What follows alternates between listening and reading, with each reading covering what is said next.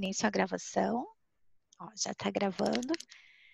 Então, gostaria de dar as boas-vindas e de agradecer a nossa possibilidade de estarmos aqui no dia de hoje. Dizer que nós pensamos nessa aula aberta por vários motivos, né? Um deles é para a gente testar essas plataformas virtuais. O outro deles é o fato de que a gente não tem muito a possibilidade de ter esses assuntos assim na faculdade, né? Então, nós pensamos nisso como uma forma de divulgar isso. A professora Annelise fez uma live na Comissão de Estudos Constitucionais de Família, que foi uma comissão junto com a comissão da pessoa com deficiência, né? E eu achei que era um tema bem interessante para a gente abordar e acho que é um tema super útil. A gente pensou em dar essa aula junto. Quero agradecer que vocês disponibilizaram seu tempo para estar aqui. Já vi a Dilce ali, vi a Gabi, a Sinara também está ali, o Rafael, a Carol já conseguiu entrar, a Alessandra, a Júlia, a Jaqueline, está todo mundo por aí. Então, tem bastante gente, eu agradeço porque vocês vieram. E eu já vou passar a palavra logo para a professora Annelise. Eu não sei como é que eu mudo a tela para ficar grande, para a gente poder ficar vendo, mas a gente vai aprendendo. Isso, eu não sei se cada pessoa muda o seu, não sei como é que é. Vocês sabem? Se alguém souber, me ensina. Tá bem? Acho Então, que cada um muda o seu. cada um muda o seu. Então, tá. Então, quero dar as boas-vindas, agradecer à Comissão da Pessoa com Deficiência do IBDFAN Rio Grande do Sul, na pessoa da Fernanda Baltar, que rapidamente promoveu, divulgou esse evento, e dizer que é bastante orgulhoso da minha parte que o nosso grupo de pesquisas possa estar falando sobre isso. E dizer mais uma coisa, fazer um convite, ver se a gente tem algum voluntário. Eu gostaria de transformar essa nossa reunião num texto escrito. Alguém gostaria de fazer o relato dele? Alguém tem vontade de fazer a degravação?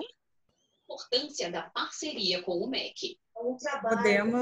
Eu posso fazer daí, Simone? Pode fazer, Fê? Então tá. Então deixei fazer. com a Fernanda a responsabilidade de fazer isso.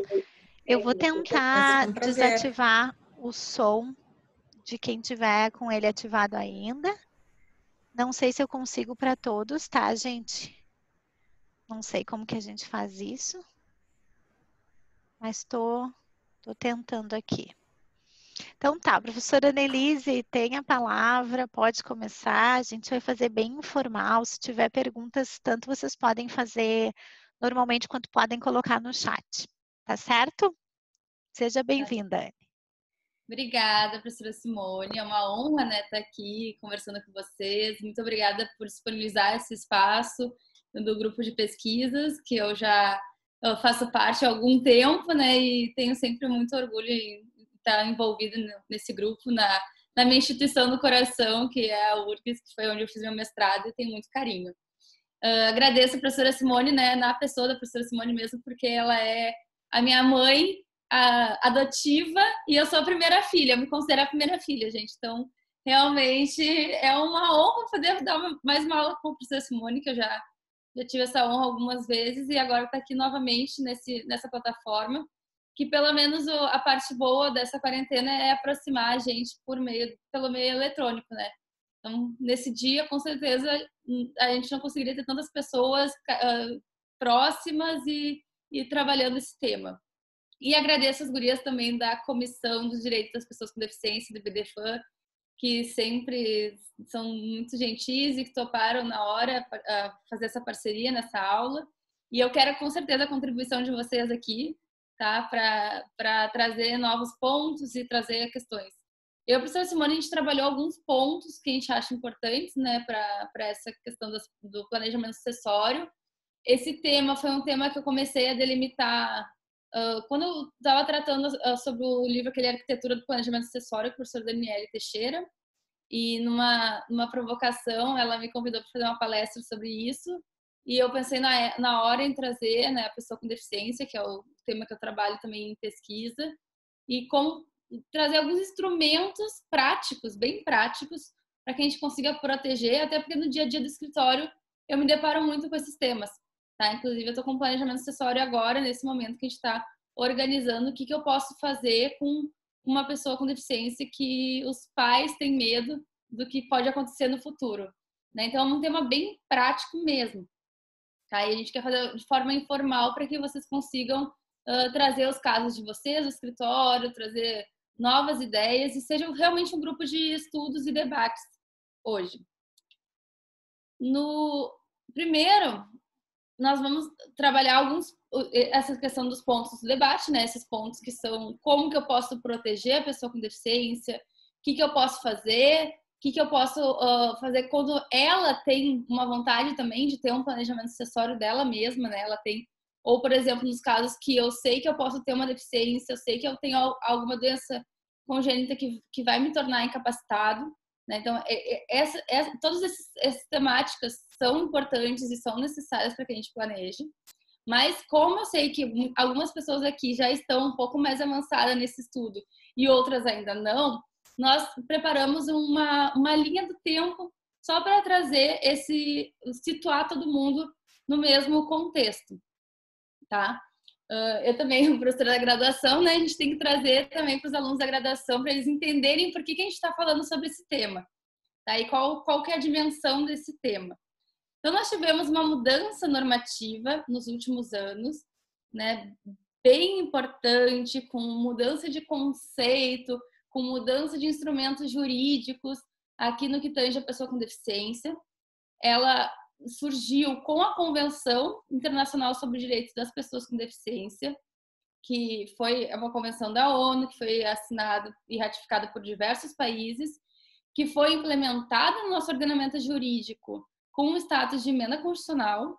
Então, para quem não sabe, foi a nossa primeira convenção internacional com esse status. E ela só tem 2 convenções que receberam esse status, que é essa e o Tratado de Marrakech, e ambas tratam sobre o direito das pessoas com deficiência.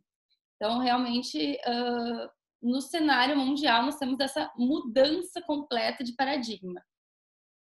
A partir dessa convenção, nós tivemos a mudança do conceito de pessoa com deficiência, né? Há pouco tempo, quando eu dou aula na graduação, estou trabalhando no direito de família, eu sempre pego o Código 16 para mostrar para os alunos a mudança que a gente teve. Nós temos, há poucos anos atrás, pessoa com deficiência era tratada como loucos de todos os gêneros, né? E a partir de então, assim, dessa convenção, houve toda essa mudança de conceito, mudança de institutos, e que hoje nós temos uma pessoa com deficiência que ela tem plena capacidade, como regra geral, né?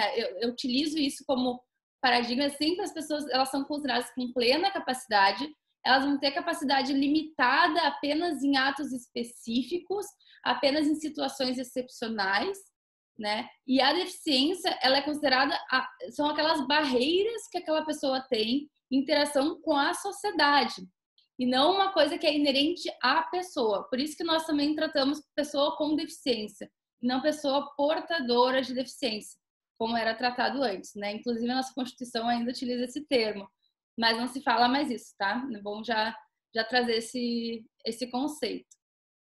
A partir disso, nós tivemos então essa aprovação, ela entrou com status de emenda constitucional, então ela tem força de Constituição, né, no ordenamento jurídico, e com isso foi aprovado e publicado o Estatuto da Pessoa com Deficiência, né, que é a Lei 13.146, que completa esse ano 5 anos. Então é bom até para que a gente traga esse tema a debate para ver o que evoluiu nesses 5 anos, né, o que mudou efetivamente nessa garantia de direitos, garantia de capacidade, né, todas as questões.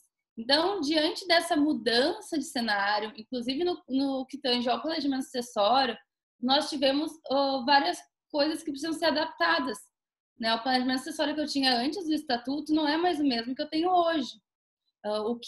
As garantias que eu tinha ou que eu tenho hoje não são as mesmas de antes. Então, é um tema que ele precisa ser debatido, precisa ser trazido para discussão, porque houve realmente muitas mudanças. Primeiro, o que eu acho importante que a gente pense? No que tange a curatela, nós tivemos uma mudança grande nos atos, né, que podem ser sujeitos à curatela. Então, a curatela hoje é aquele instrumento que vai ser utilizado apenas em situações excepcionais, quando houver um discernimento reduzido, né, alguns atos, né, não todos os atos, não todas as situações. Então, ela pode ser utilizada aqui, mas nós temos que ter cuidado em relação aos atos e a extensão dessa curatela.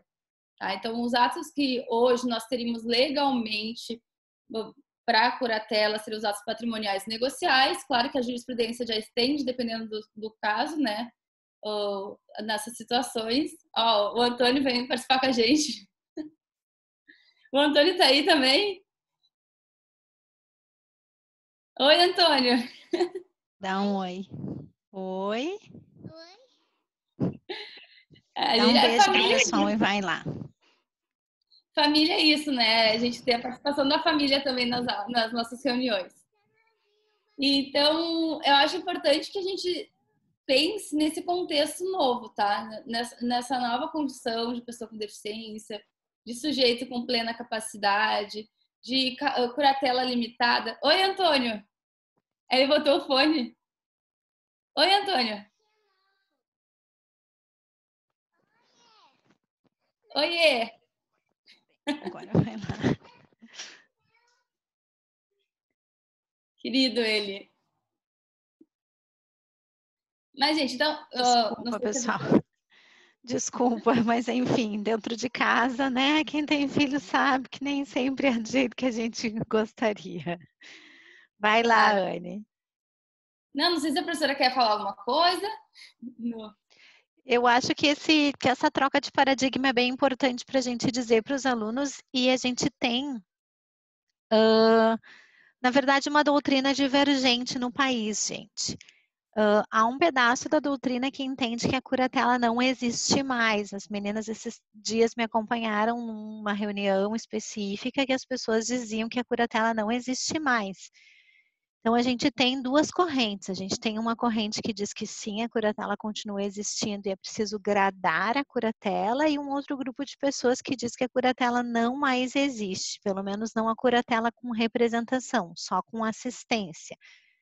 E aí a gente tem uma dúvida, né? Como que uma pessoa, por exemplo, que está acamada numa situação de coma, vai ter uma situação de assistência, como que ela manifesta a vontade também. Então, só para vocês saberem que temos aí duas correntes no país. Tem gente que diz que a curatela não existe mais. É que, na verdade, que a discussão deles é se poderia representar por meio da curatela, né? Seria só para assistente. E daí eu e a professora Simone, a gente fica às vezes um pouco angustiada, entendeu? Como que se aplica isso, né? Nessa corrente. Assistente, a pessoa não pode ter plena capacidade.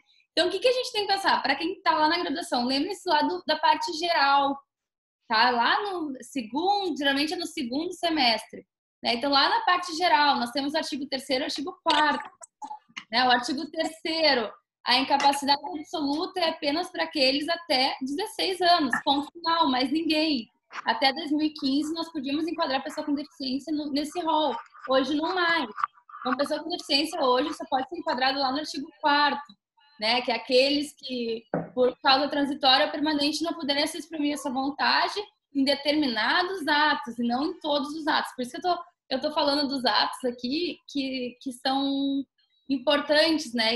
E essa questão da corrente doutrinária, tem uma corrente que diz que apenas aqueles que estão lá na incapacidade absoluta que teriam representantes, né? E o artigo 4º, que seria incapacidade relativa, eles têm assistência e não representante, ou seja, eles precisam de alguém junto para praticar o ato da vida civil, né? Que é o nosso debate, porque algumas pessoas às vezes não têm condições de naquele momento praticar o ato, né? A pessoa está, por exemplo, agora no Covid, está lá entubada na UTI, como que ela vai praticar um ato da vida civil, né? Então, acho que Essa questão é importante mesmo, professora.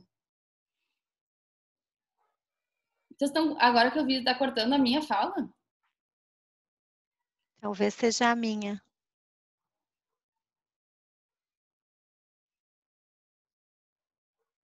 Ah, tá.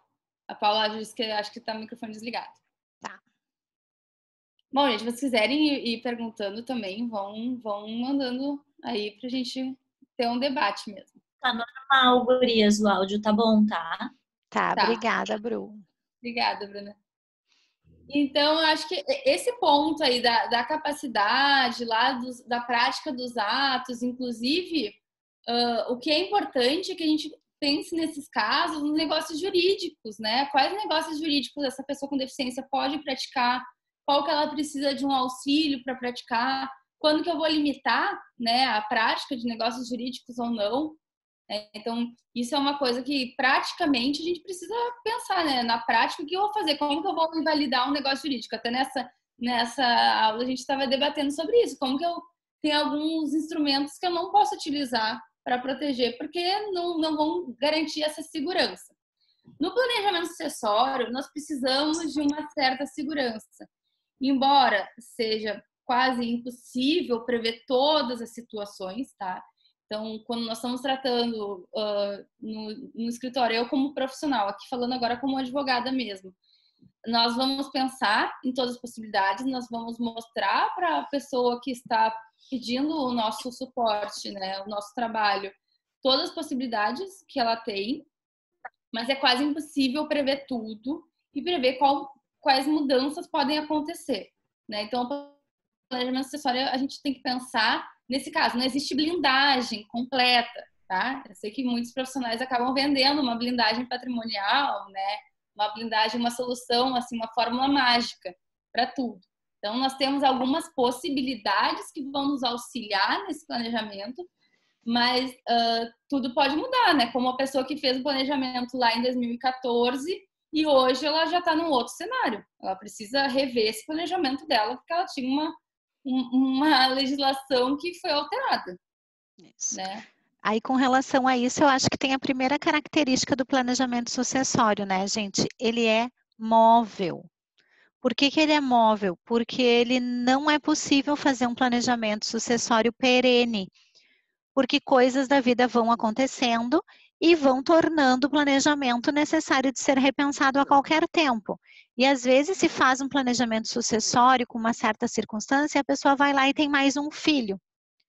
E aí todas as questões relacionadas à legítima, por exemplo, vão tudo por água abaixo pela existência desse filho. Então, toda vez que se faz um planejamento sucessório, é preciso ter em mente que, ele é móvel, ele vai precisar ser repensado, e o 2, que a Anne também falou, que não tem fórmula pronta. O que a gente trouxe aqui são alguns instrumentos que, por óbvio, né, Anne, servem para as pessoas com deficiência ou servem para privilegiar quaisquer herdeiros.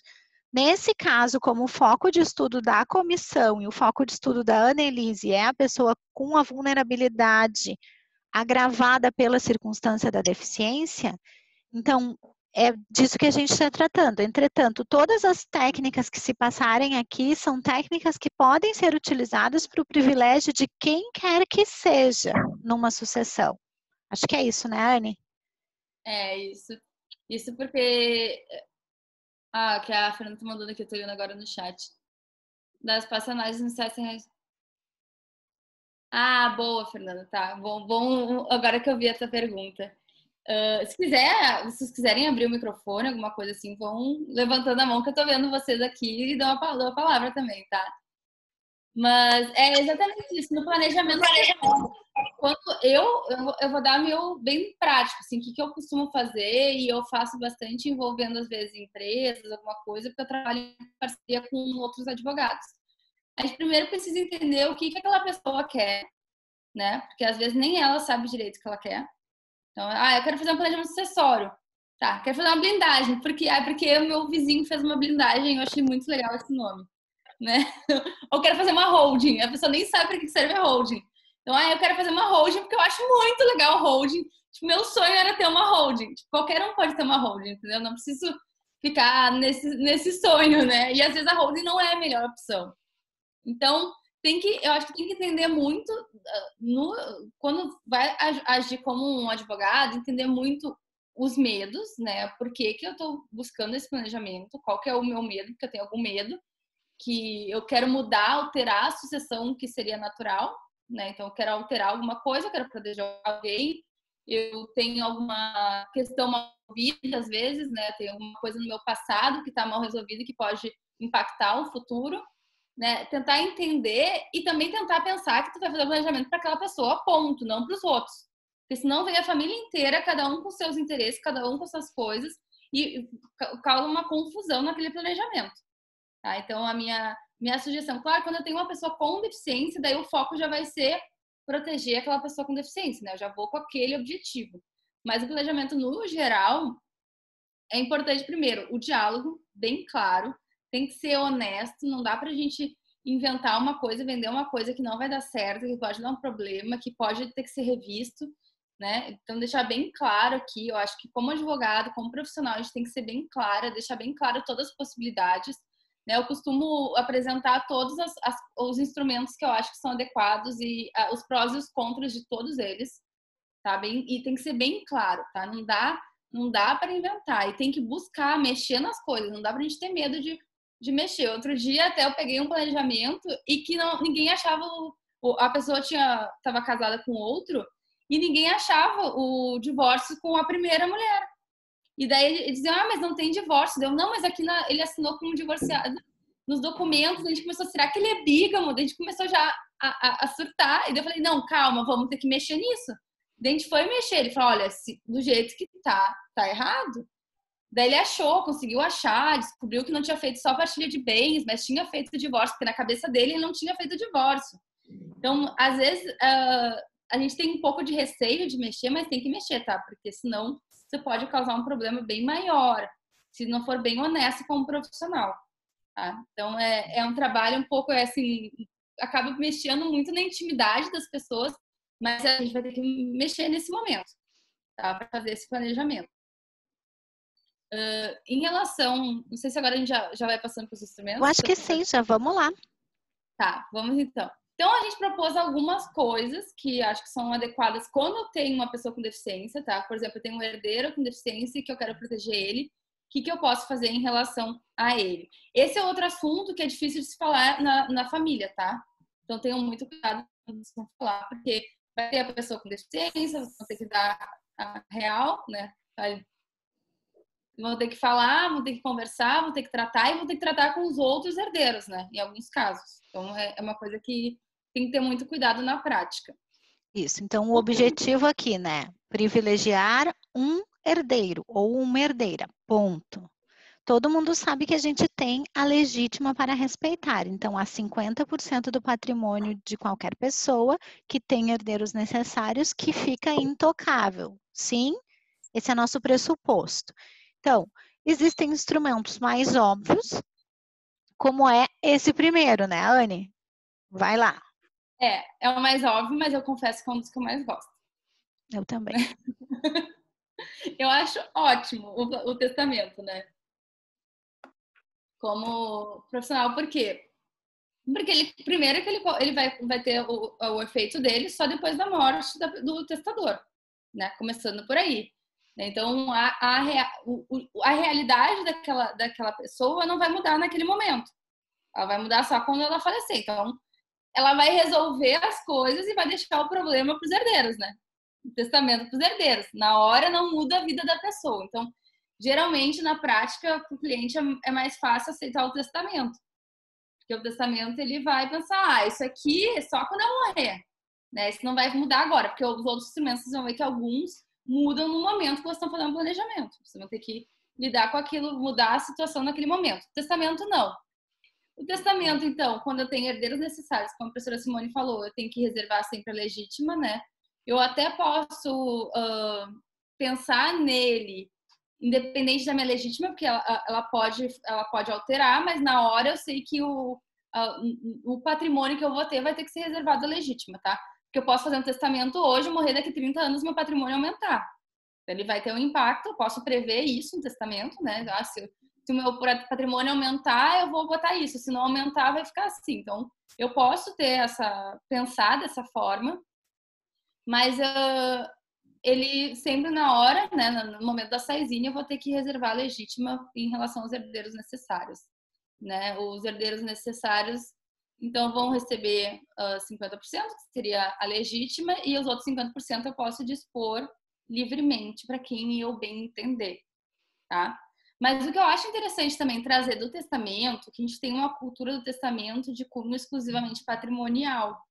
E as pessoas esquecem que no testamento eu posso determinar algumas coisas extra-patrimoniais, tá? Inclusive, os pais, as mães que têm filhos pequenos podem pensar no testamento hoje para os seus filhos, que são menores de 18 anos. E é uma proteção adequada, né? Porque eu posso dispor de atos que são atos extra-patrimoniais, e não exclusivamente de quem vai ficar com o quê.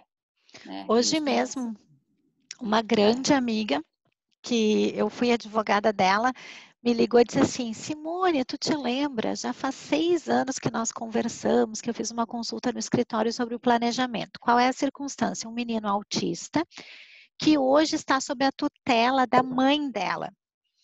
Né? A mãe dela é a tutora do menino. Por que a mãe dela é tutora do menino? Porque, não, a mãe dela tem a guarda do menino. Porque a irmã dela era mãe do menino e o pai deixou a guarda com a avó, então. A irmã dela é falecida. E ela me disse assim: eu estou suspeitando que a minha mãe vai falecer e eu queria saber o que eu faço, porque nós temos que ajustar as circunstâncias relacionadas ao fulano, porque ele é um menino que tem autismo, está em desenvolvimento, está melhorando, mas o anseio dela era, a mãe dela falece, e aí como fica isso do pai e da mãe, como que funciona isso? E aí nós pensamos numa solução dúplice, né? Primeira era do pai já fazer uma escritura pública deixando a tutela dativa para essa tia, e com relação à avó, já fazer no testamento uma disciplina de uma cláusula extra patrimonial, passando então a guarda que ela tem, embora isso seja um instrumento que possa até ter questionamento jurídico, se essa avó pode ceder a guarda, mas melhor isso do que nada, para essa filha já, para que não tem, ela é a única, não tem mais nenhum irmão, então nós pensamos no testamento como o primeiro, porque ele pode ancorar o resto das outras determinações. E aí as pessoas sempre perguntam: que tipo de testamento, Simone? O público, o particular ou o cerrado? Eu tenho um problema com testamento particular, gente. Eu confesso para vocês que é assim, às vezes a existência de um testamento particular pode atrapalhar muito um inventário. Porque se eu não deixo alguém de muita confiança para apresentar o testamento particular no momento que a pessoa morre, eu posso estar lá no 6º ano do processo de inventário e aí se tem notícia de um testamento particular. Já o testamento público e o testamento cerrado, eles ficam numa central de testamentos. Ele não tem o conteúdo, mas tem a informação da existência deles. Então, o fato de ter um lugar que seja depositário da informação da existência do testamento facilita a nossa vida. Então, se vocês tiverem que orientar alguém a fazer, a minha ideia é: faça o testamento público para assegurar, enfim, até maior transparência na relação, ou se a pessoa fizer questão, faz o testamento cerrado, mas é só se a pessoa fizer questão. Geralmente, aí tem, quando alguém quer fazer um testamento cerrado, é porque tem alguma informação que a pessoa precisa manter em sigilo. Tá bem, então, questões patrimoniais e extrapatrimoniais. Inclusive, deixar os cuidados de alguém, gente. Posso deixar os cuidados de alguém numa disposição testamentária. Exatamente. Então, a gente pode, aqui, quando estamos tratando de pessoa com deficiência, a gente pode ler, né, o artigo 1781, né, que dispõe, que aplica a curatela às mesmas disposições da tutela, e com isso, em vez de nomear um tutor, nomear um curador, né, utilizando o 1729, parágrafo único. E, inclusive, aqui no meu slide, não sei se vocês estão conseguindo ver, mas eu trouxe um julgado já que admitiu um testamento assim. Então, você já tem até fundamento aqui. Esse julgado foi exatamente isso, né? a mãe tinha a curatela e ela deixou em testamento a curatela do seu filho que tinha deficiência no testamento para o outro irmão. Daí foi discutido se valeria ou não essa disposição, né? Já foi aceito lá no Tribunal de Justiça do Estado do Espírito Santo. Tá Então, claro, gente? Eu pego aquela regra que diz que tudo que é da tutela eu posso aplicar a curatela e pego o artigo que é da tutela e empresto ele para a curatela. Sim? Tá bem. se alguém tiver dúvida, manda aqui pra gente que a gente para, não tem problema, tá? E exatamente, então a gente pode dispor, além de, claro, as disposições patrimoniais, né? Então, se eu quero dispor no testamento que meu herdeiro que tem uma deficiência, tem uma curatela, por exemplo, eu posso dispor várias coisas nesse testamento, né? Eu posso dispor Oi, Daniele. Oi, Renan. Renda, dispor questões patrimoniais, e daí depende do interesse da família, aplicado isso. Mas também posso dispor quem que vai ficar com a minha curatela, né? Então, eu já tenho um instrumento da curatela, né? Eu já tenho essa proteção, eu já sou curadora daquela pessoa, e assim como eu posso fazer do tutor, eu faço da minha curatela, tá? Então, o testamento, além, claro, vocês podem fazer um testamento com outras disposições que são adequadas, tá? Mas aqui, como o foco é só trazer o que eu vou falar da pessoa com deficiência, eu vou trazer a curatela para dispor também. Além do testamento, o que eu posso fazer? E que eu posso fazer também no testamento, tá? Então, o testamento, ele tem várias possibilidades, por isso que eu gosto dele. Além de a gente jogar o problema para os herdeiros, não para a pessoa que está fazendo o planejamento, né? Então, ela já fica feliz, o problema não vai ficar com ela, né? Se isso acontecer só depois que a pessoa falecer, ela ainda pode dispor de várias coisas que também vão acontecer depois, tá? E uma das coisas que não se utiliza, mas que eu tenho, assim, muita vontade e me causa angústia porque as pessoas não pesquisam, é o direito real de habitação, né? O direito real de habitação é um instrumento de proteção, né, da cônjuge sobrevivente, ou cônjuge sobrevivente, né? Tanto faz o sexo, mas da pessoa que fica, que tem o direito de morar naquele imóvel, mesmo que o único imóvel, né, da família, mesmo que ela não seja a única proprietária daquele imóvel, né?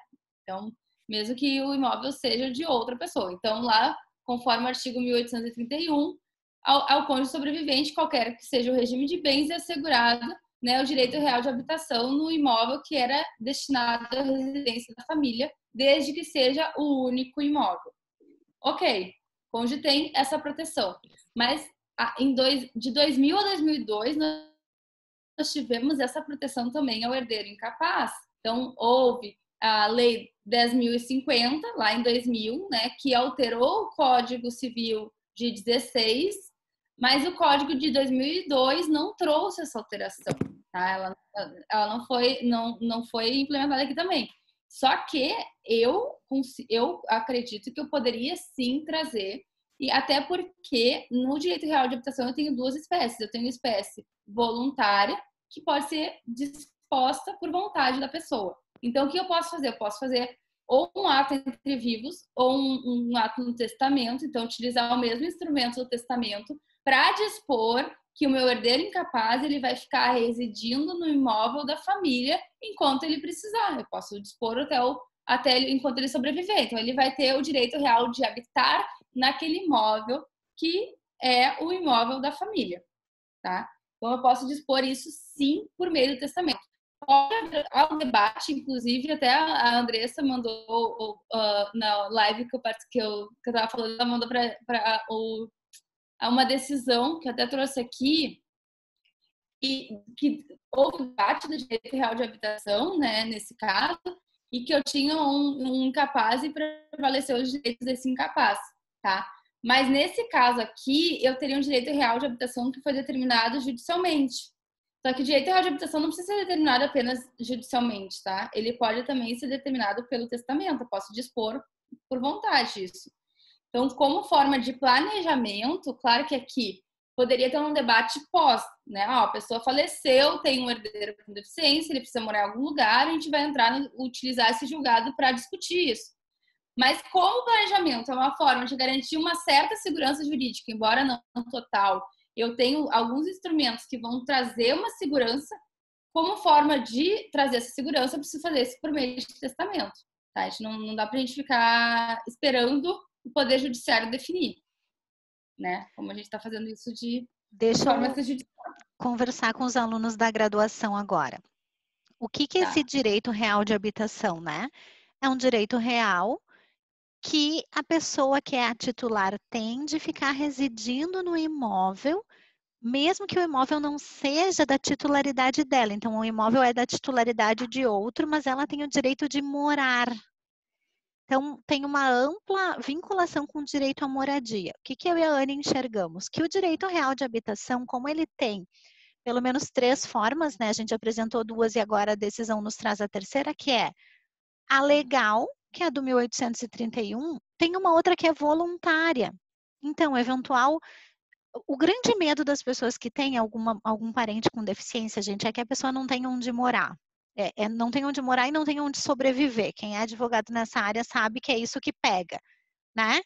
Então, onde residir, a gente pode instituir um direito real de habitação sobre um bem que nos pertence. E como o direito real de habitação, ele é um direito que respeita a vida de quem tem o direito, eventual falecimento só muda a titularidade. É como se fosse o usufruto, porque fica na esfera de utilidade e de fruição. Então, óbvio que o 1831, nesse caso, não cabe, mas nós podemos instituir um direito real de habitação. De que forma? Aí o Rogério está aí. Ou uma escritura pública de constituição de direito real de habitação, porque direitos reais sobre imóveis a gente faz mediante escritura pública ou mediante testamento. Então, o testamento se presta para isso. E a última forma é judicial, né? E aí o caso que a Andressa trouxe e que a Anne destacou aqui é exatamente esse, uma disputa entre uma companheira sobrevivente e uma pessoa com deficiência. O interessante também é pensar nessa situação que foi implementada, né, no Código 16 e não veio com a gente no Código 2002 e todo mundo esqueceu, né? Ninguém fala sobre esse tema. Só que tem uma coisa interessante, por exemplo, o próprio direito real de habitação da companheira, vocês estão me ouvindo, gente? Sim. Tá. O próprio direito real de habitação da companheira também não veio com a gente. É um parágrafo de uma leizinha de 96. Então, é como se a gente pensasse um direito e fizesse uma outra atividade dele. É uma esquizofrenia jurídica, mas não há problema quando a gente tem a garantia de não retrocesso nos direitos fundamentais. Então, quando a gente fala que a gente não pode retroceder na proteção, talvez esse seja um argumento para sustentar a existência desse direito real de habitação. Mas aí, gente, quando a gente fala desse direito, a gente está falando do legal. O voluntário vai sempre existir. E, na verdade, nem foi revogada, né, a Lei 10.050. Isso aí. Então, a gente poderia dizer, inclusive, que ela ainda... Então, a gente poderia dizer que legalmente pode ser instituído também, não só voluntário, mas que a pessoa teria o direito de. Então, mas claro que aqui, como a gente está propondo um planejamento, né, uma coisa prévia e não uma coisa posterior, né, isso são argumentos para vocês utilizarem depois que surgiu o problema. Mas a gente está pensando aqui em como não ter problemas. Então, a gente traz instrumentos mais adequados para pensar nisso, né? Como que vai ser o futuro dessa pessoa. Então, realmente o que a professora falou, é a questão do cuidado, a questão de quem vai morar, quem vai ficar, né? Até nesse planejamento que eu estou trabalhando agora, o caso a questão seria um filho sócio-afetivo que tem deficiência, né? Só que ele ainda tem a família biológica. Então, o medo da família sócio-afetiva é que a família biológica queira ficar com um patrimônio e não cuide dele, deixe ele em desamparo. Então, quando eu tenho herdeiro com deficiência, sempre a questão que pega é quem que vai cuidar, quem que vai dar abrigo, quem que vai zelar por essa pessoa, né? Então, aqui a gente teria uma garantia de que essa pessoa vai morar no imóvel daquela família, né? Então, não seria legal, que tem que ser a questão do único imóvel, do cônjuge sobrevivente, etc., mas seria instituído. Então, eu tenho um imóvel, eu posso instituir um direito real sobre esse imóvel, né? Eu tenho esse direito, né? Se eu sou proprietária daquele imóvel, eu tenho a propriedade dele, eu tenho plena propriedade, né? O uso e o fruto dele, eu posso instituir um direito real sobre o meu imóvel, tá tudo certo. Tá? Então, uma possibilidade é utilizar o testamento para, por exemplo, vamos pensar num caso prático. Eu tenho um filho com deficiência. Eu faço um testamento dizendo quem que vai me suceder na curatela e aonde essa pessoa vai morar enquanto ela sobreviver, dando direito real. Claro, vai ser aqui, eu botei aqui para vocês que vai ser realizado por escritura pública, né? Ou pelas formas de testamento que nós temos legais. Aqui a decisão, não sei se alguém quer copiar, mas aqui essa decisão realmente ela vem depois, né? Ela não vem como forma de planejamento. Temos ainda a doação com reserva de usufruto. Essa aqui é a mais comum, tá? Porque é a coisa mais comum, as pessoas fazem isso sem pensar, sem conversar com o advogado e acham que estão arrasando, tá? Não pensam nas consequências, não pensam em nada. Então, doação com reserva de usufruto é o que mais aparece. Ó, eu tenho usufruto, mas a pessoa não sabe nem o que é o tal do usufruto, nem para que ela serve, nem qual o direito. Outro dia eu atendi uma pessoa que disse assim, mas eu sou proprietário de imóvel, eu posso tirar quem eu quiser. Eu falei, não, tu não tem o uso e o fruto daquele imóvel. Se a pessoa quer ficar morando o resto da vida, porque eu queria tirar a ex-mulher do imóvel, a pessoa pode morar enquanto a tua mãe tiver usufruto, ela vai ter o direito de usar esse imóvel do jeito que ela bem entender. Né? Então, é uma coisa que às vezes as pessoas esquecem qual é a consequência. Então, quando vocês forem, por exemplo, trabalhar, né, como advogados, oferecer isso, vocês têm que deixar bem claro quais são as consequências e para que ele serve. Tá? Porque o que mais acontece é informação em desacordo aqui, né? Sem contraditório. Essa questão da doação com reserva de usufruto, então eu dou o imóvel, eu fico com o uso e com o fruto daquele imóvel enquanto eu viver, né? Quando eu falecer, já se extingue esse usufruto e a pessoa que já tem a propriedade vai poder usar e fruir do seu imóvel, tá? É uma coisa... Quer falar? É que tem dois jeitos de fazer isso, né? Então, assim, o que as pessoas geralmente fazem? Usos e frutos. Doutor, eu fiz usos e frutos. Então, os pais querem evitar o inventário, então eles praticamente doam todos os bens em vida para a próxima pessoa, e aí, depois que fizeram a doação, reservam um usufruto vitalício para si. Às vezes, colocam a cláusula de reversão, que é, se os filhos morrerem antes, então reverte para o patrimônio deles. Às vezes se coloca, às vezes esquecem de colocar. Onde que a gente tem possibilidades? A Fernanda perguntou, em termos de impostos, qual seria a melhor opção? A gente lembra que tem dois impostos que incidem, Fê, tá? Ou eu vou ter o imposto de transmissão inter-vivos, ou eu vou ter o imposto de doação e mortes-causa. São esses dois que incidem praticamente em qualquer instrumento de planejamento sucessório. O de transmissão inter-vivos, ele vai incidir na doação com reserva de usufruto. Aqui no Rio Grande do Sul, hoje, a gente tem tributado ou integralmente na Constituição ou integralmente na extinção do usufruto. Mas outros estados é metade na Constituição e metade na extinção. Então, se tem pessoas que estão aqui de outros estados, e eu vi que tem pelo menos 3 pessoas que... Tem uma pessoa de São Paulo e tem 2 que acho que são do Nordeste, não sei de onde especificamente.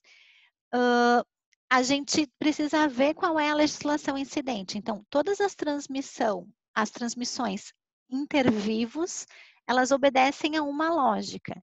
E não importa para que a transmissão vai acontecer, salvo se eu tiver uma imunidade. Então, aqui, para eu doar os bens em vida, eu vou fazer um pagamento tributário exatamente igual da instituição de usufruto, porque é uma doação.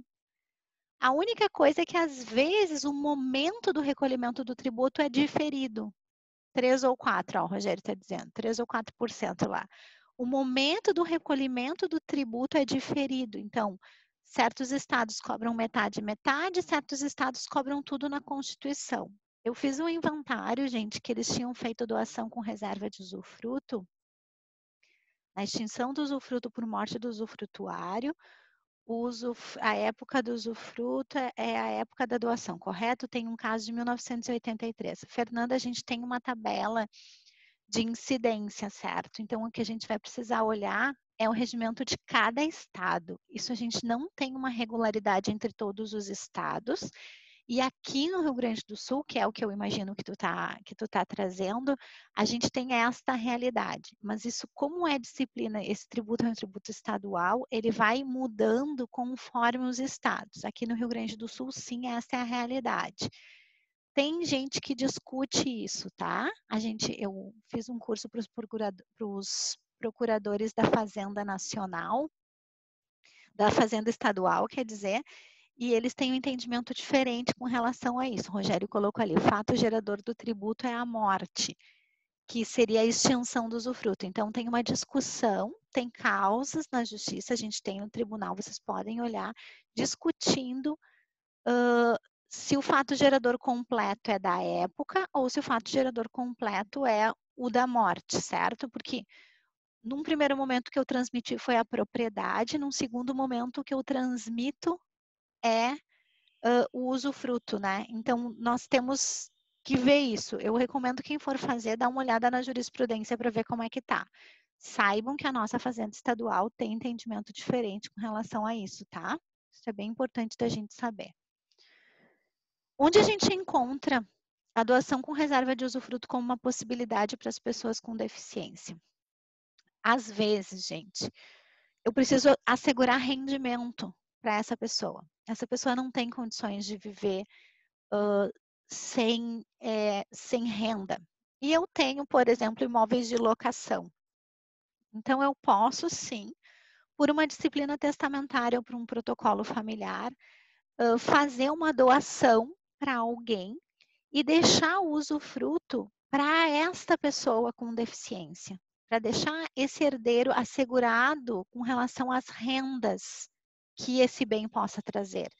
Então, é enxergar a doação com reserva de usufruto de outro jeito. Eu não estou ficando eu, pai, com usufruto. Eu estou instituindo um usufruto em favor de uma pessoa.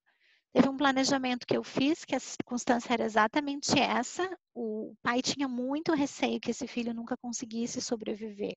E tinha uma circunstância de curatela. Então, o que se fez no instrumento do testamento? Se deixou o usufruto instituído em favor da pessoa com deficiência e a administração desse usufruto com o curador que já estava sendo nomeado por esse pai. Então, já tinha conversado sobre isso. Alguém vai dizer, ai, mas isso é bem complexo. Sim, mas é uma possibilidade. Então, não é usufruto clássico, é usufruto para assegurar alguma garantia de rendimento. Então, coloque esse imóvel num aluguel, por exemplo, e aí a pessoa com deficiência recebe os rendimentos desse aluguel. Tá, mas essa pessoa com deficiência pode ela mesma querer ir morar? A depender do grau. Claro que sim, a depender do volume da curatela, claro que pode. Então, vai depender do caso a caso. O que a gente enxergou aqui como uma possibilidade de planejamento é a instituição de um usufruto para que a pessoa receba o rendimento desse imóvel. Ah, mas por que já não doa o imóvel? Também pode ser assim, pode ser doado o imóvel para a pessoa com deficiência. Qual a dificuldade dessa doação? Qualquer outro ato de alienação necessário, né, gente? Então, se precisar de alguma outra circunstância relacionada a esse bem imóvel, esse imóvel fica ali precisando de uma autorização judicial para ser movimentado. Então, isso é um instrumento de planejamento quando a gente tem aí uma complexidade patrimonial. Não sei se vocês têm perguntas, acho que tem alguém que botou ali no chat. Não, o fato gerador é a morte também. Só complementar, você só que é a questão do tributo, né, que eu vi que é uma dúvida que a gente tem, e eu acho que é importante essa dúvida, porque muda muito o tributo conforme a forma de planejamento que eu vou fazer, né? E muda conforme o estado, tem lugares que vale mais a pena doar, tem lugares que vale mais a pena esperar o causa-mortes. Então, e isso também faz parte do planejamento, e vocês, quando forem apresentar o planejamento para um cliente, vocês vão ter que ter segurança e fazer a conta e ver o que vale a pena e o que não vale a pena. Às vezes a doação não vale a pena tributariamente porque é muito mais caro. Vale mais a pena passar por uma holding, porque vale, o imposto que incide na doação é muito mais alto. Então, faz parte também do planejamento a questão tributária. Tá? E quando vocês não conseguirem, de repente, fazer de forma sozinho, busquem um auxílio de um contador ou de um advogado que seja especializado em direito tributário para fazer isso de forma adequada. Né? Mas tem que fazer o planejamento do tributo também. Já respondo a dúvida com relação à curatela no testamento, tá? A gente vai ter uma lâmina mais à frente, a gente já responde essa dúvida. Não via. Tem mais uma coisa da doação? Tem mais pergunta, gente, da doação? Em São Paulo, ITCMD é calculado 1/3 do valor do bem na transmissão do usufruto e 2/3 do valor do bem na transmissão da numa propriedade. Já que isso é ótimo para nós, porque aqui não é tão claro assim, viu? Aqui a gente teve momentos de tutela jurídica diferente, então a depender do momento em que aconteceu, era a integralidade do tributo na extinção, a depender do momento em que aconteceu, era na constituição. Então, é bem importante isso que tu está dizendo para nós, que em São Paulo é 1/3 e depois 2/3. Faz sentido, né? Eu transmito a nula propriedade, que é um pedacinho pequeno, 1/3, depois 2/3 depois. Aqui não é tão claro assim, tá? A gente tem períodos de disciplina jurídica diferente. Por isso que a gente tem que olhar em que período que a gente está lidando com a Constituição e com a extinção. E isso tem que estar claro também quando eu estou propondo um planejamento que pode alterar, né? Que eu posso fazer um planejamento com base no tributo que hoje é o causa-mortes, e o causa-mortes alterar e o fato gerador vai ser a morte, vai alterar o tributo. Né? Então, aí que está a impossibilidade de fazer um planejamento que com certeza vai ser, não sei que a pessoa morra no dia seguinte, vocês não vão ter uma segurança para dizer exatamente o que vai acontecer, né, no caso. Então, vocês têm possibilidades. Tá? Eu acho que o planejamento é bom apresentar como formas de possibilidades e algumas coisas mais seguras e outras menos seguras. Né? Algumas coisas eu vou pelo risco, e daí assumo o risco ou não. Né? Eu até estou com um planejamento bem interessante, que tem vários riscos envolvidos, e que a gente botou no papel os riscos e se eles estão dispostos a assumir aqueles riscos ou não.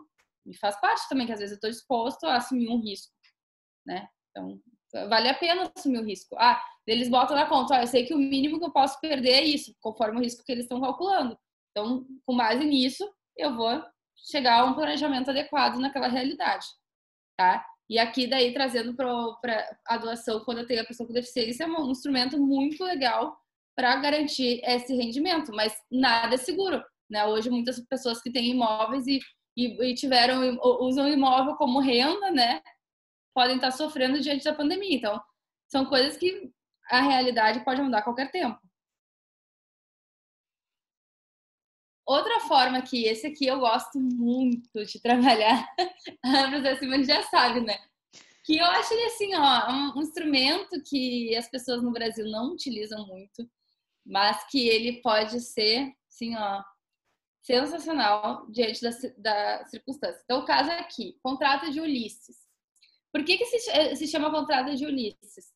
Né? Quem trabalha bem esse tema é o professor Fernando Araújo, que é professor lá em Portugal. E o contrato de Ulisses seria o quê?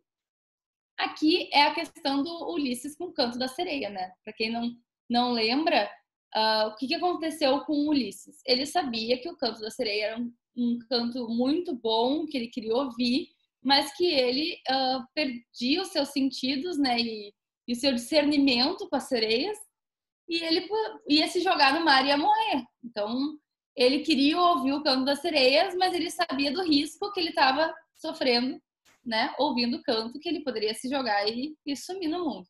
Então, o que ele fez? Ele combinou com os seus marinheiros que eles iam prender o Ulisses para que ele pudesse ouvir as sereias e não se jogasse no mar e não morresse. né? E os marinheiros iam botar ceras nos ouvidos para não ouvir esse canto. Aqui a gente traz eu acho muito bonito contar porque que o contrato é chamado contrato de Ulisses, porque na prática ele tem o mesmo sentido, né? Então o que acontece? Eu sei que vai acontecer algo comigo, ou a chance de acontecer é uma chance grande, né? Eu tenho um risco grande de acontecer algo comigo, e com isso eu vou dispor algumas coisas em vida para que quando eu passar por esse momento ainda vivo, tá? É importante pensar que aqui é uma proteção em vida, por isso que eu até botei outra cor ali. É uma proteção quando eu ainda estou vivo, né? Eu sei que eu posso ser encantado pelas sereias, né? E não ter o discernimento em relação aos meus atos. Então, o que eu faço? Eu faço um contrato com alguém, que eu vou estabelecer uma pessoa da minha confiança, dispondo de determinadas situações, tá? Determinados atos da vida civil, como eu quero que aquilo aconteça, na minha incapacidade futura. Então, eu sei que eu posso me tornar incapaz, tá? Por exemplo, eu estou com Alzheimer. O Alzheimer está bem leve, mas fui diagnosticado. Eu sei que o futuro do Alzheimer pode ser que eu fique incapaz, que eu não consiga discernir nos meus atos. Mas eu vou estar vivo, né? Então, eu estou planejando o que vai acontecer no futuro. Tá? Então, é um instrumento que eu posso realizar, é uma proteção que eu vou determinar e vou estipular com pessoas da minha confiança o que vai acontecer na minha futura incapacidade. Então, aqui é um instrumento utilizado pela própria pessoa, né? Que ela sabe o que pode acontecer e ela determina coisas específicas dela mesma, da vontade dela. E aqui eu vou ter a vontade dessa pessoa vai prevalecer nesse caso, porque ela vai determinar por meio desse contrato o que ela quer. Então, aqui eu posso utilizar tanto para uma pessoa que tem um filho com deficiência, né, e que quer estipular, por exemplo, a questão da curatela, mas aqui seria em vida, né? Eu vou estipular quem eu gostaria que me sucedesse na curatela do meu filho. Ou eu posso estipular para a própria pessoa. A pessoa sabe que ela pode vir a se tornar incapaz e ela quer dispor o que vai acontecer. Ela quer dispor como que vai ser o patrimônio vai ser administrado, quem vai administrar o seu próprio patrimônio, aonde ela quer morar, né? Ela pode dispor várias coisas por meio desse instrumento. A gente tem, via Conselho Federal de Medicina, um instrumento que geralmente é tratado meio junto com essa ideia do contrato de Ulisses, que são as chamadas diretivas antecipadas de vontade.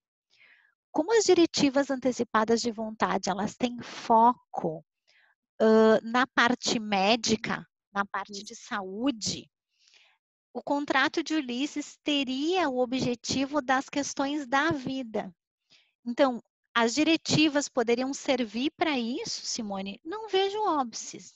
Entretanto, como as diretivas têm regramento pelo Conselho Federal de Medicina, talvez a melhor compreensão do Instituto seja diretivas antecipadas de vontade dizem respeito a tratamentos clínicos e servem para condutas médicas, e aí o contrato de Ulisses, ou então uma ideia de mandato duradouro, que é eu faço um pacto com a minha irmã, por exemplo, para que ela se responsabilize de cumprir 7 itens que eu determinei na minha própria circunstância de incapacitação futura, ou de relativa capacidade, porque incapacidade a gente não tem mais. Então, eu posso estabelecer gradação da minha própria proteção.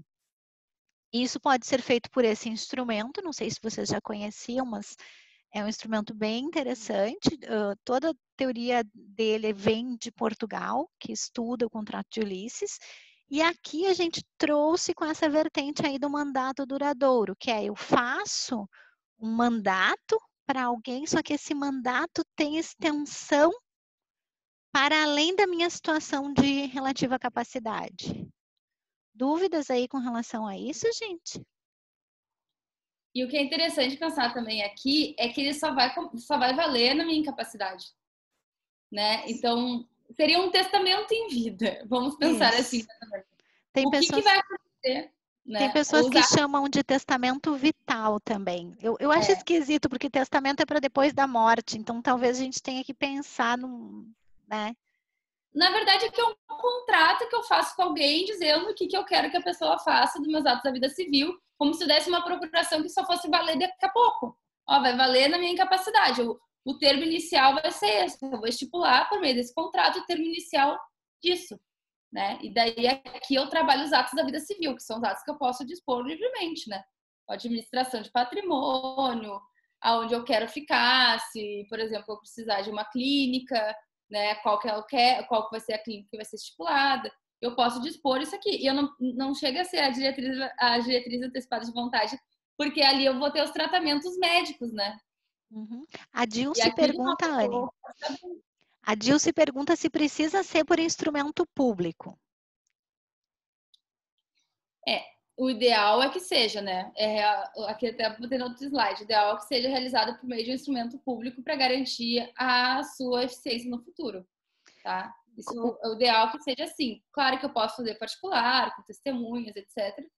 Mas para que eu tenha uma validade mais segura, né? Para que não tenha ninguém conteste efetivamente isso, não diga que eu já estava incapacitado, por exemplo, né? Para dizer, ele já estava incapacitado quando fez esse contrato de licença. Então, o ideal é que eu faça por meio de instrumento público, tá? Isso. Embora não tenha regramento sobre isso, gente, eu imagino que a maior, eu vou chamar coercitibilidade ou maior eficácia do ato, a gente vai ter mais densidade normativa do ato quando a gente tem instrumento público. Lá nas diretivas antecipadas de vontade, a resolução do Conselho Federal de Medicina determina que seja por instrumento público. Aqui eu não tenho determinação, mas como é uma circunstância que outras pessoas podem ficar desconfortáveis, e aí eu me lembro que tem a pergunta lá que falou, não pensa que eu não estou vendo, mas eu estou ligada na pergunta, tá?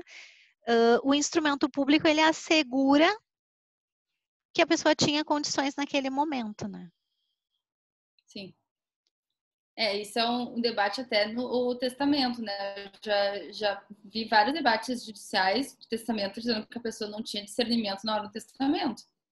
Então, sempre quando eu faço o instrumento do planejamento sucessório por meio de um instrumento público, eu garanto uma segurança àquele planejamento, tá? Porque o testamento, mesmo quando seja particular, eu posso ter um debate, posso ter uma discussão, né, com isso. Então, eu gosto de fazer as coisas bem seguras. Como aqui a gente está apresentando possibilidades que vão trazer segurança para a vida de vocês ou dos clientes de vocês, profissionalmente, é ideal que seja por meio de instrumento público mesmo, tá? Que seja intervenção legítima, claro, né? Não posso fazer uma intervenção que não seja legítima, né? Escrito por meio de todos os termos e condições, quem que vai ser o terceiro, como que vai iniciar, né? Como que se termina também, como se extingue esse compromisso, né? Eu tenho que fazer bem detalhado isso, tá? Com todos os termos adequados e condições pré-estabelecidas ali.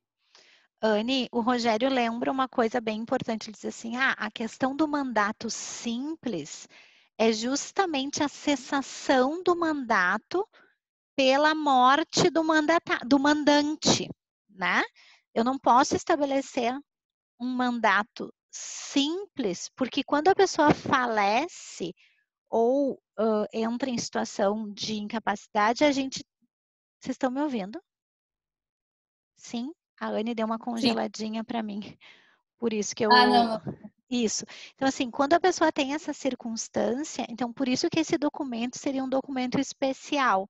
Não é um documento, gente, previsto na legislação como uma forma típica. Essa discussão toda relacionada ao mandato duradouro, ela vem sendo proposta pelas pessoas da bioética. Então, por isso que a gente chama de mandato duradouro. Porque como a disciplina especial, ela é para depois da incapacidade, a gente tem que saber que esse instrumento ele já está sendo debatido doutrinariamente. Então, isso é uma inovação realmente, porque um mandato simples, ele vai morrer comigo, né, gente? É isso, Rogério? Me dá um assim, faz assim para mim, deixa eu ver se eu te acho. Cadê ele? Tá ali, Tá achei ali? ele. Obrigada, isso aí, tem óbice. Por isso que tem, assim, é muito importante fazer, mas tem que ter cuidado quando fizer, porque tem que deixar tudo bem claro, dizendo, né, os termos, etc. O próximo seria a curatela compartilhada, que também é uma forma de planejamento sucessório, que ela foi implementada pelo Estatuto da Pessoa com Deficiência lá em 2015, por isso que inclusive que eu trouxe aquela linha do tempo para vocês entenderem. Até 2015 eu não poderia compartilhar a curatela, hoje eu posso ter a curatela com mais de uma pessoa, tá? E isso foi alterado no nosso Código Civil, né? Então lá no artigo 1775-A, nós temos que a nomeação de curador para pessoa com deficiência, o juiz pode estabelecer curatela compartilhada com mais de uma pessoa. Então, aqui, o que eu poderia pensar? Eu tenho um irmão com deficiência e a minha mãe é a curadora. Eu posso pedir essa curatela compartilhada para, na falta da minha mãe, eu ficar com essa curatela, né? Porque eu já vou ter a curatela dessa pessoa com deficiência. Já Então, está estipulado, né, gente? Então, a ideia dessa curatela compartilhada é já ter a sucessão da curatela prevista antecipadamente. Porque há mais probabilidade que a mãe faleça antes do irmão.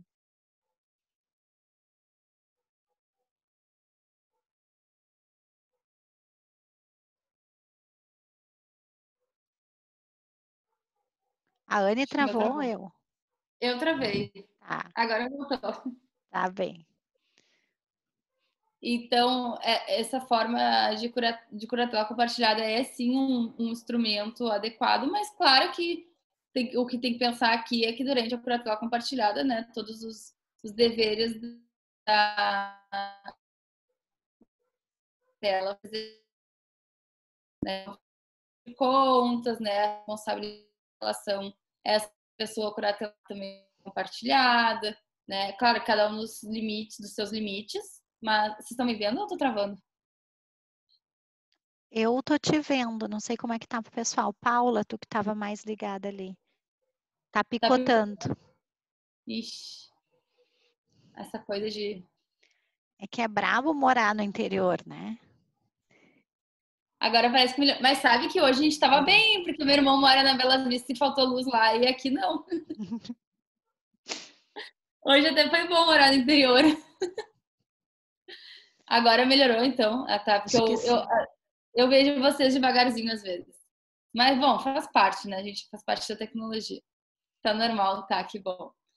E, então, é uma possibilidade, é uma coisa adequada para isso, mas claro que daí vai ter que levar em consideração as necessidades da família, as possibilidades de todo mundo, né, a vontade, porque aqui eu vou ter daí as responsabilidades da curatela compartilhada entre as duas pessoas, né? Então seria uma possibilidade.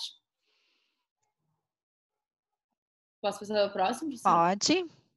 Tá. A doação com encargo, né? Também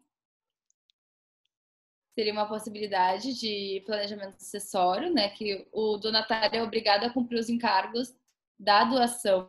Então, nesse caso, eu dou algo para a pessoa desde que ela possa, ela faça o que eu determinei, né? Um encargo específico, que seria utilizado aqui também quando eu tenho um planejamento envolvendo uma pessoa com deficiência. Geralmente diz respeito à manutenção da própria pessoa. Então, às vezes, gente, é mais fácil deixar com um terceiro para que um terceiro se responsabilize pela pessoa. Porque às vezes, se eu dou o bem para a pessoa que tem alguma relativa capacidade, a manifestação de vontade dela já está restrita, porque senão ela não teria curatela, certo?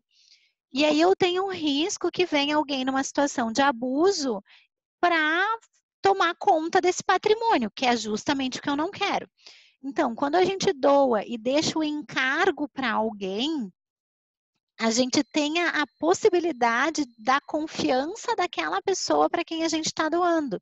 Óbvio que eu não vou doar um bem para uma pessoa que eu não conheço, eu vou doar um bem para uma pessoa que eu tenho certeza que vai repassar o encargo para outra. Então, pode ser, faço a doação dessa casa para minha irmã, por exemplo, a Juliana tá aqui dele que te dê. Ou para o meu irmão, vamos botar o Rodrigo agora. Faço a doação do bem para o meu irmão Rodrigo, desde que ele repasse um salário mínimo por mês para manutenção do fulano, que é a pessoa que eu pretendo privilegiar. Essa doação, gente, ela pode ser feita no testamento ou ela pode ser feita em vida também.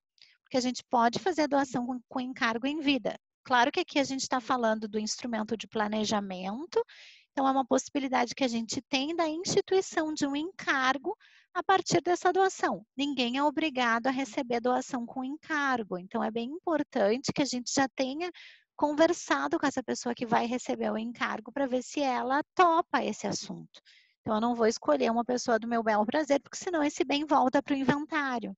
Quando a pessoa não aceita o legado, geralmente a gente faz isso via legado, né? Um testamento específico, então deixa um bem específico, a gente devolve o bem para o inventário, aí a gente perde a proteção que a gente queria. Então vocês vejam, sempre procurando resolver o problema que a maioria das pessoas tem quando traz um caso concreto, que é onde a pessoa vai morar e como essa pessoa vai viver. Não sei se vocês têm essa sensação, mas quem procura é sempre com essa perspectiva. Ah, como que essa pessoa vai viver sem mim? Eu tenho um monte de patrimônio, mas ela não vai ter condições de viver sem mim. Como que eu vou fazer para ela sobreviver? E aí a gente tem um jeito de fazer a pessoa sobreviver. Posso fixar, inclusive, um montante mensal para esse repasse. Tem perguntas? Aqui no chat, não. E o que eu acho também interessante, que outra coisa que eu vejo que é uma angústia da pessoa, né, quando tenho um planejamento, é, no caso, assim, que alguém vai sacanear a pessoa, né? Isso. Sacanear mesmo, eu vou usar essa palavra coloquial mesmo, mas é verdade. Ah, então vai acontecer alguma coisa e alguém vai tomar o patrimônio dessa pessoa, alguém vai tirar ela, né? Como esse caso que eu comentei do filho socioafetivo, que o medo da mãe socioafetiva é que a família biológica peça a curatela dessa pessoa e acabe com o patrimônio dela, porque ninguém vai poder discutir isso. Então, eu vejo muito isso, né? Sinto muito na prática, as pessoas têm medo que não vai ter a proteção dela. Então, ó, eu não vou estar aqui, eu não vou poder proteger meu filho. O que eu vou fazer? Alguém vai sacanear ele, né? Então, essa doação com encargo é interessante porque eu preciso cumprir o encargo, né? Eu preciso fazer para conseguir. Então, eu vou já determinar isso. Isso. Eu falei que eu ia responder para a colega que perguntou lá da nomeação de curador no testamento e não falei. Era na curatela compartilhada que eu devia ter falado. A nomeação de tutor e de curador, gente, a gente tem duas maneiras de fazer. Existe a curatela e a tutela, que são nomeadas judicialmente, e tem aquelas chamadas nomeadas pelas pessoas de interesse, que são as de ordem natural do Código Civil. Se alguém deixar por testamento que a curatela deve ficar com A e os outros parentes se entenderem como melhores pessoas para assumir o encargo da curatela, esses outros parentes podem se habilitar. Então, não é porque a pessoa nomeou que esses parentes vão ser curadores. Entretanto, vocês hão de convir comigo que deve existir alguma razão importante para que aquela pessoa tenha resolvido deixar como curador esse e não esses 5 aqui. E aí vocês se imaginem no papel de julgador, porque a legislação ela é super genérica, dizendo aquele que se encontra em melhores condições de fazê-lo. Então, se coloquem no papel de julgador e pensem, aquela pessoa que mais tinha vínculo com a pessoa que necessita de proteção, nomeia A, e tem 5, B, C, D, E, F, G, querendo a curatela, dizendo que este não serve. Então, o juiz vai ter que ser super criterioso para avaliar por que que não serve e por que que serve.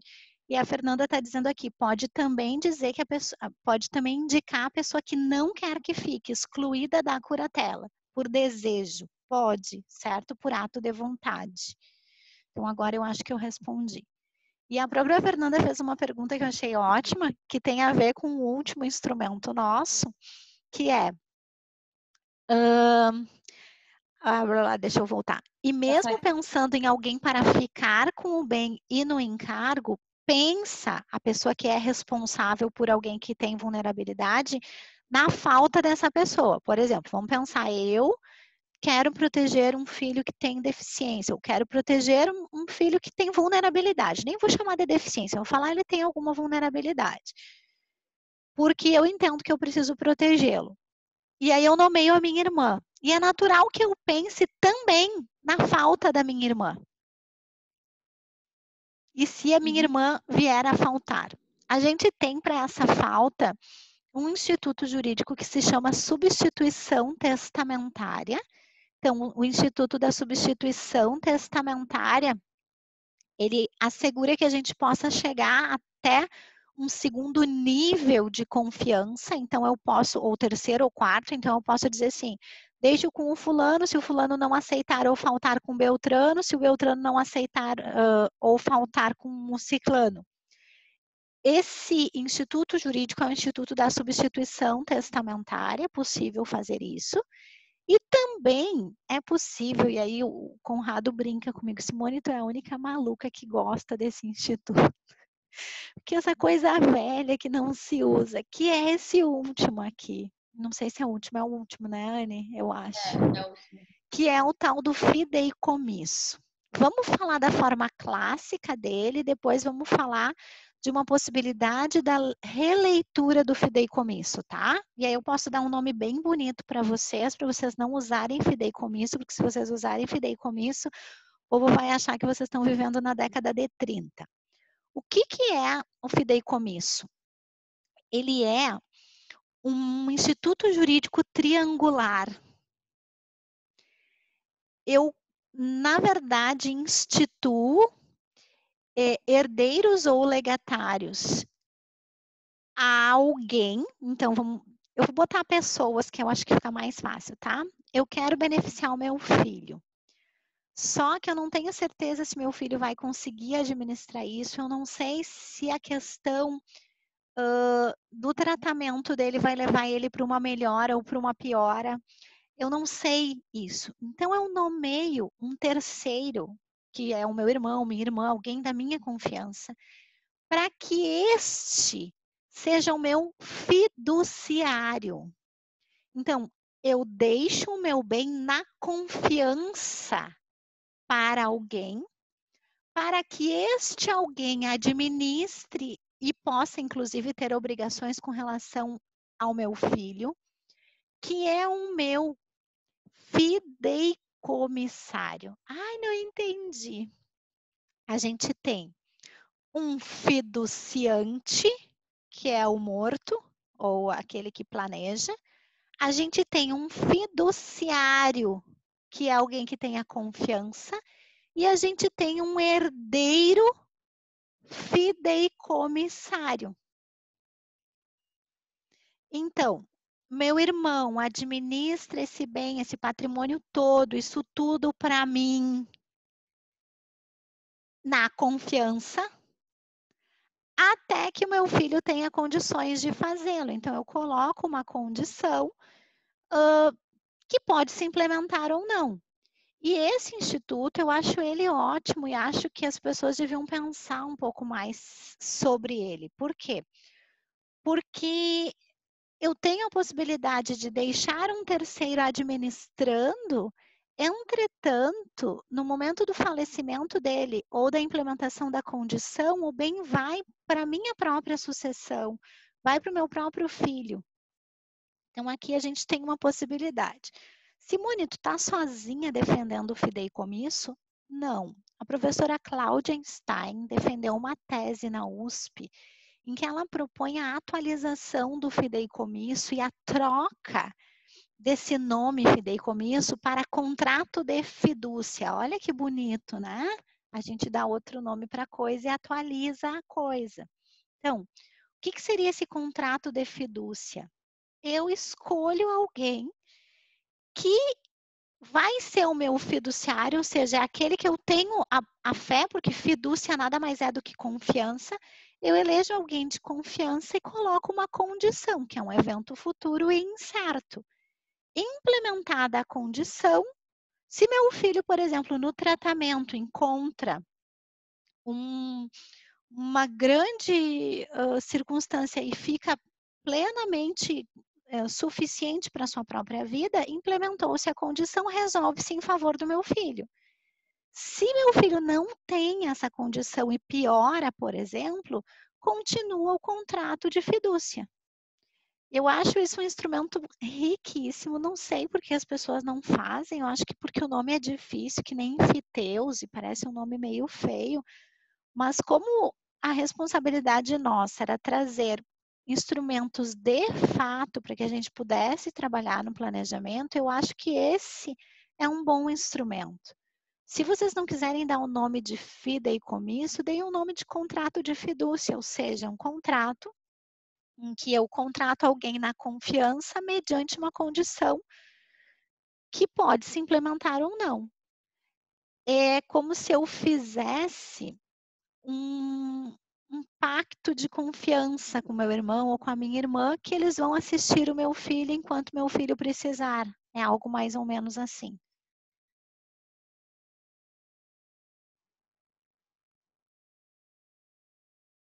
Então, eu estava esperando para ver se alguma pergunta em relação a isso. Tem alguns instrumentos que eu acho, não sei se as pessoas não gostam de trabalhar, né? Parece que eles viram instrumentos assim como se não existissem, ficam lá parados no Código Civil e a gente esquece, né? É que nem a regime de separação final dos aquestos. Ninguém entende direito, então ninguém usa e fica parado. Mas ele é bom, não é ruim. As pessoas não usam porque elas não deixam lá, esquecem, né? Elas têm medo de testar, né, Anne? Elas têm medo de testar nelas mesmas. Eu não vou escolher um regime que eu não sei muito bem como é que funciona. Exatamente, exatamente isso. É bem isso mesmo. E às vezes eles podem nos ajudar, né? Eu sou super fã do regime de separação final dos aquestos, acho ótimo. Então, alguns são legais, a gente tem que tirar um pouco esse conceito, né? De ficar no e o fideicomisso é assim, até a gente estava montando a aula. Nossa, é verdade, eu nem tinha pensado, porque a gente fica com esse preconceito com ele, né? Tipo, a gente fica com preconceito de não usar, não vou usar. Mas ele é realmente um bom instrumento. E indo já, não sei se alguém tem alguma dúvida em relação a ele. Se não quiser chamar de fideicomisso, chama de contrato de fidúcia. Pronto. É um contrato de boa-fé, é um contrato de confiança.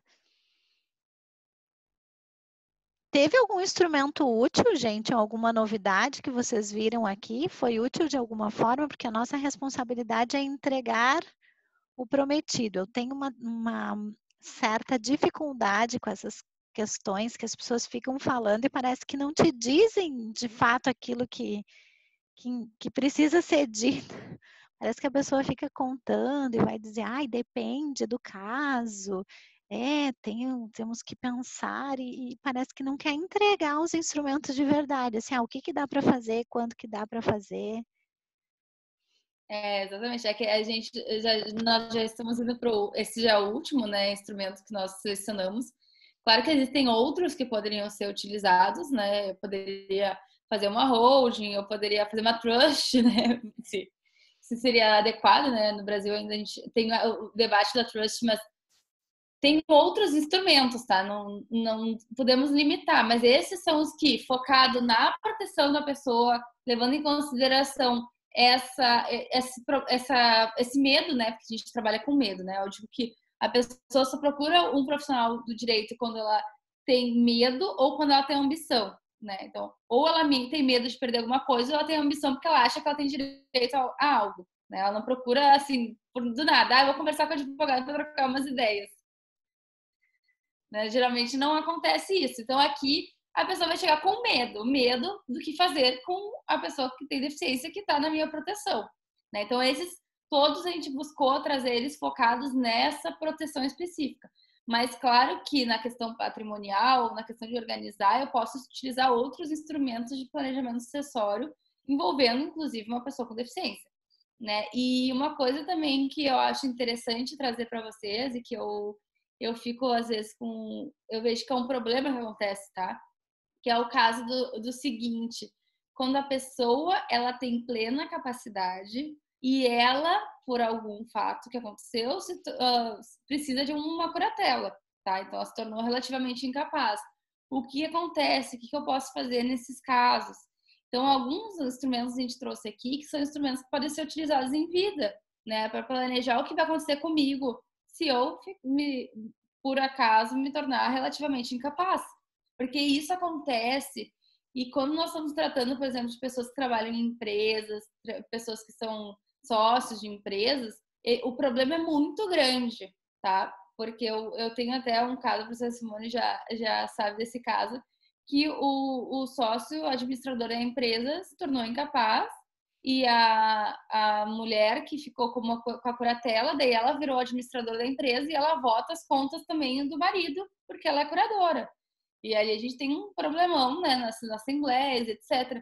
Então, o planejamento, a gente tem que tirar esse mito de que o planejamento é só para morte, o planejamento é só para quando eu tenho dinheiro, né? E também trazer ele pro dia a dia, planejar o meu negócio, planejar a minha vida, planejar minha família, planejar o que vai acontecer se por acaso algo acontecer comigo, né? E agora com o coronavírus, o que mais está fomentando é isso. O que vai acontecer se eu falecer, né? As pessoas estão se debatendo com isso, ou se acontecer alguma coisa, se eu for entubado, né? O que vai acontecer?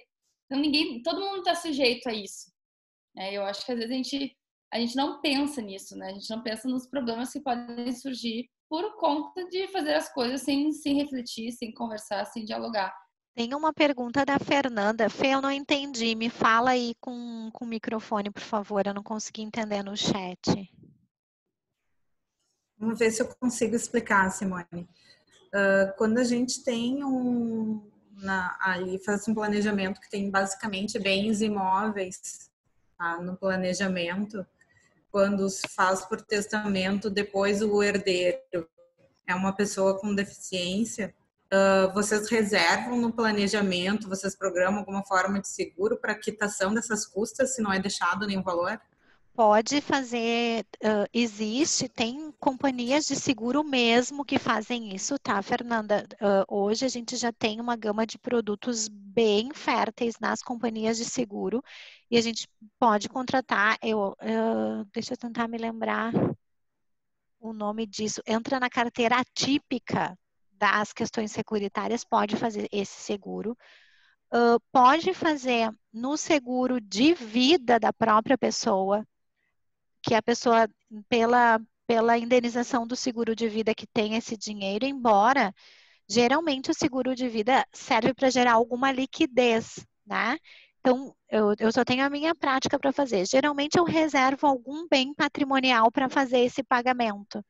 Porque se tiver alguma questão de colocar o bem em asta, eu já digo no testamento que é desejo do testador que tais bens sejam utilizados para adimplir as custas, sim, tanto do inventário quanto do... Só que assim, o juiz não está distrito nisso, né? Vocês sabem que o juiz pode desfazer. Então, tem sim hoje um seguro que tu pode, eu acho que não sei o que é atípico, não me lembro o nome, mas que compulsando as empresas a gente pode encontrar para isso.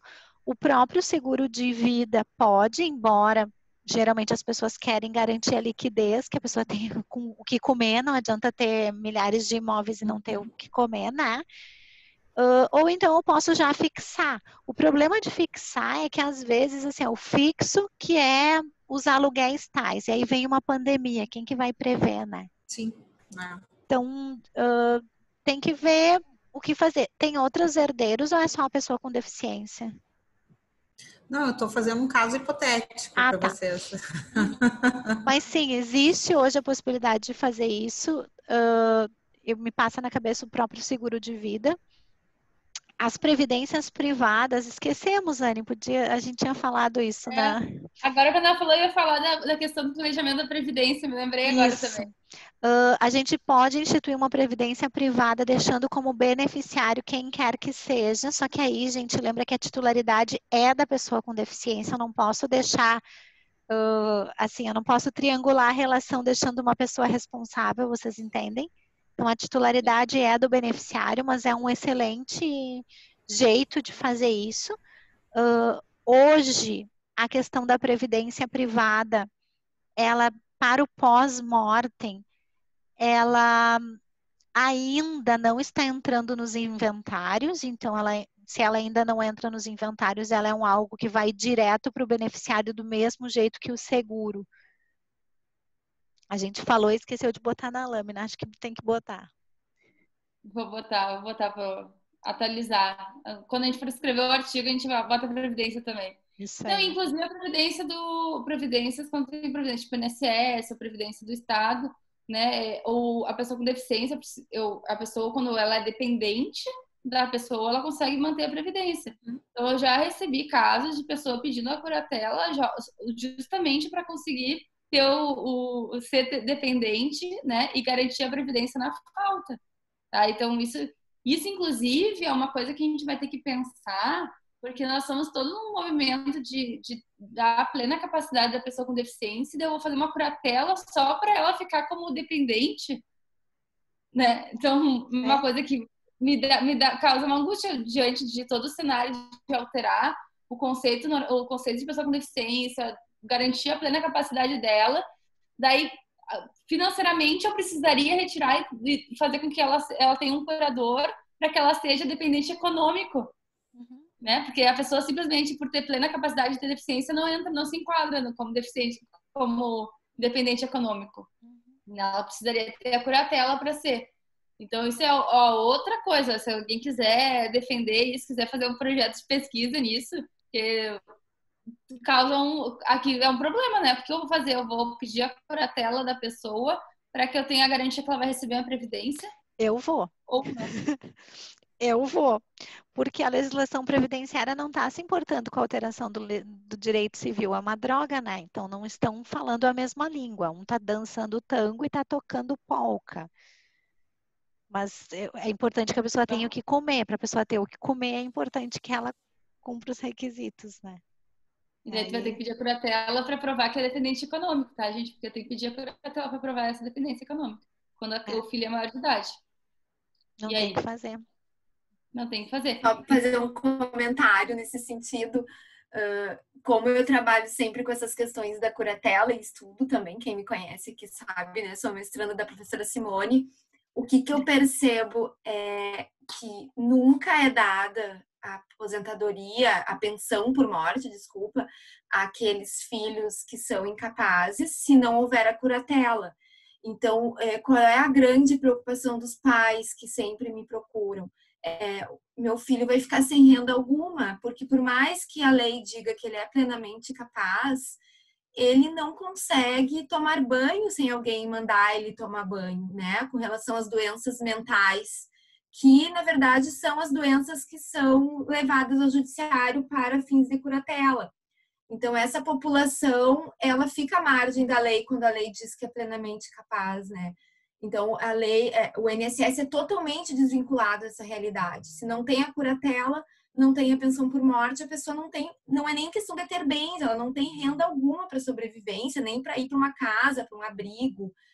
E às vezes famílias com uma renda muito considerável, né? Mas o pai e a mãe uma hora morrem, e aí aquele filho como que fica, né? Seja uma esquizofrenia, autismo, doenças que a gente vê que são várias, né, da ordem mental. Então, só gostaria de colocar fazer essa colocação com relação que eu não consigo ver possibilidade de excluir a curatela também como planejamento sucessório, porque a gente tem que pensar nessa vida pós-morte para quem não aquela pessoa que ainda consegue exprimir a vontade, mas aquele que não exprime a vontade, né? Só gostaria de fazer a minha defesa aqui do tema. Não, mas foi ótimo, Andressa. Até a pessoa com deficiências físicas, gente, que ela não consegue ter acessibilidade para trabalhar. A gente sabe que a realidade do Brasil não é garantir que a pessoa, mesmo com uma deficiência física, consiga ter um trabalho com um salário ótimo para manter o padrão de vida dela. Ela precisa dar pensão por morte, né? Em alguns casos. E aí, vai fazer o quê? A pessoa vai ficar sem isso porque ela vai...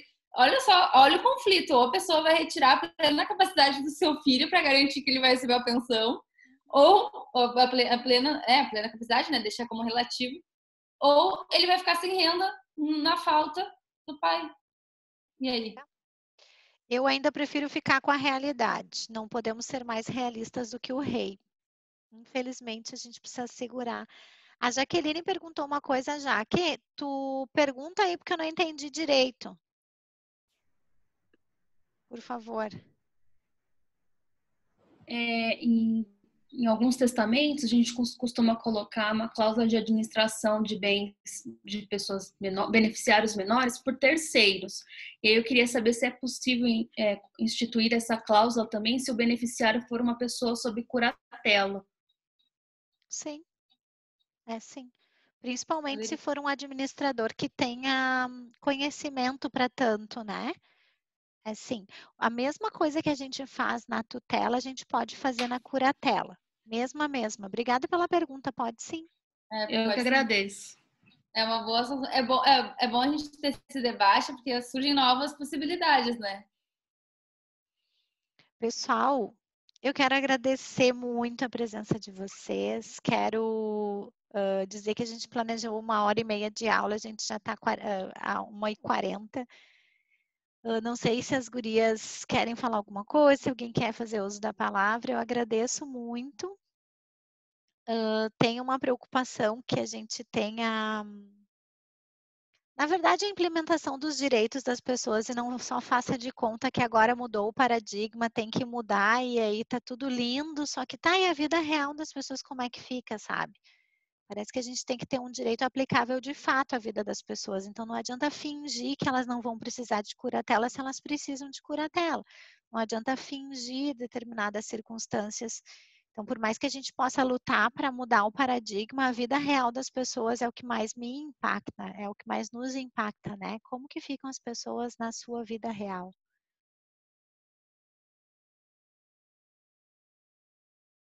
Exatamente. E nós pensamos com muito carinho essa aula para trazer a realidade, trazer o que a gente encontra no dia a dia profissional, né?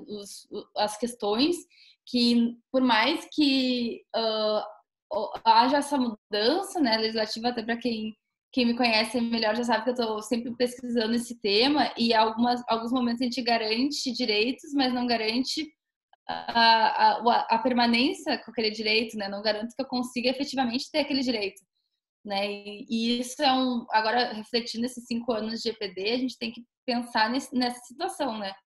Será que efetivamente garantir a plena capacidade, a gente está permitindo que a pessoa consiga expandir essas capacidades de forma adequada, consiga ter essas proteções efetivas, né? Então, obrigada, né, pela atenção de todos vocês. Foi excelente nossa aula.